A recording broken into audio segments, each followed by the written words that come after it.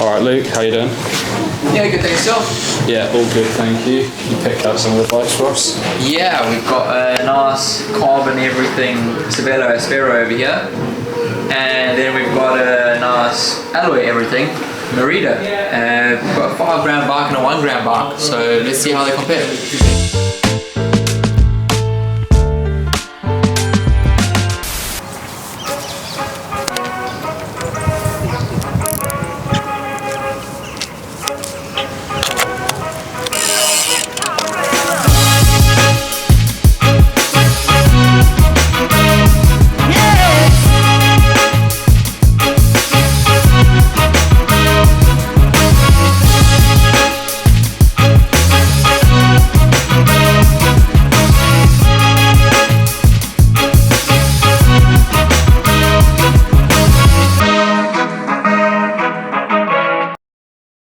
Hi guys, welcome back to Cycle Exchange YouTube. Today we're looking at the difference between a 5 grand gravel bike and a 1 grand gravel bike. What do you get when you spend 5 grand versus 1 grand? Right, the Cervelo Aspero 5 Force E-Tap Axis, is it really worth 5 grand? And is it 4 grand better than this Merida Silex that is only a grand with Shimano Sora on it? On the Cervelo Aspero, we have the highest rank frame here, the Aspero 5. It's decked out with SRAM Force E-Tap Axis, so wireless shifting, and it's finished off with these reserve carbon hoops from Cervelo themselves. And on this Merida, we have a Silex here, alloy frame, finished off with a Shimano Sora shifting, and we've got Merida's own branded alloy rims on it. Right, the Merida Silex. Riding around on this all morning, it has been quite a capable gravel bike, and on it, its alloy frame isn't nearly as heavy as you think. It's definitely set up to be a bit slacker, a bit more capable, so it means throwing it around and having some rough stuff, it's handled that, not a problem at all. Going on faster stuff and more open sections like this behind us here, you're not in as aggressive and racy position, which depending on what you want, could be a good thing, could be a bad thing. It really depends what you want to use this bike for. On this particular model here, it's got set up with these Maxxis 38C tires. On everything we've ridden this morning, they've handled quite capably, to be honest with you. On smooth stuff like this, they're actually quite fast rolling inwards and into some muddier stuff. They've got enough grip. They're not going to give you everything that you want through the really loose stuff, but at the same time, they're quite a good compromise on having an all-rounder tire.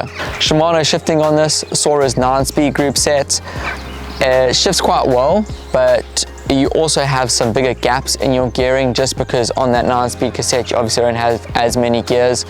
You've still got quite a wide range on this, which means that going up hills or going on really fast sections, you've got the right gear on all of that, which is really helpful too.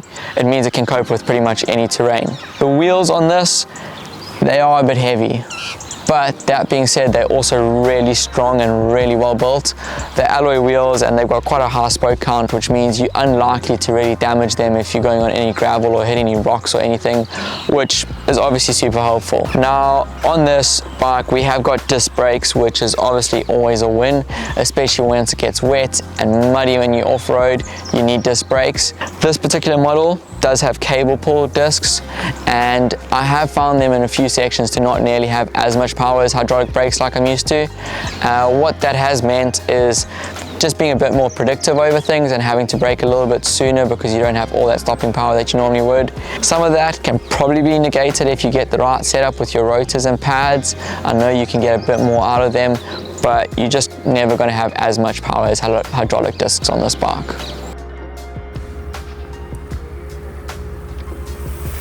Now, this sparkly glitter worm of a bike, the Cervelo Aspero 5. Riding around this morning, it is really fun. I really enjoy this bike. To be quite open with you, I have an Aspero myself, so I am a little bit biased towards them. But on this model particularly, the SRAM shifting with that wireless shifting is just smooth, crisp.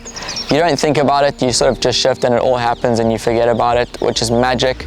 This model also, the power meter, it's been loads of fun. We've been hammering it out, just having a look back at the power data afterwards, seeing how many watts have been dropped. I enjoy the data, so for me that's a big win. The handling on this bike, you've got a little bit more aggressive position.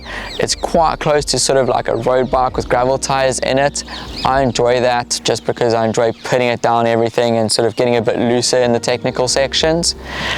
Carbon bars with a good flare on them have been quite nice and comfortable, but at the same time getting up out the saddle, they just feel really planted through everything, which is great. On this model as well, these Reserve 32 carbon rims are amazing. They've got a nice wide internal, so these 42C tires are really well spread on them.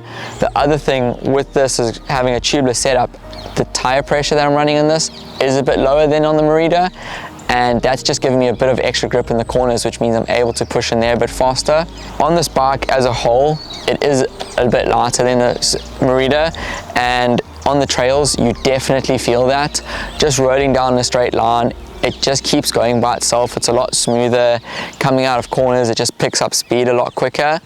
But that being said, at $5,000, this is quite a serious bike, and it comes with a lot of kit that backs that up. But it is a lot more aggressive and is a bit more of a race bike, if we're open and honest with you.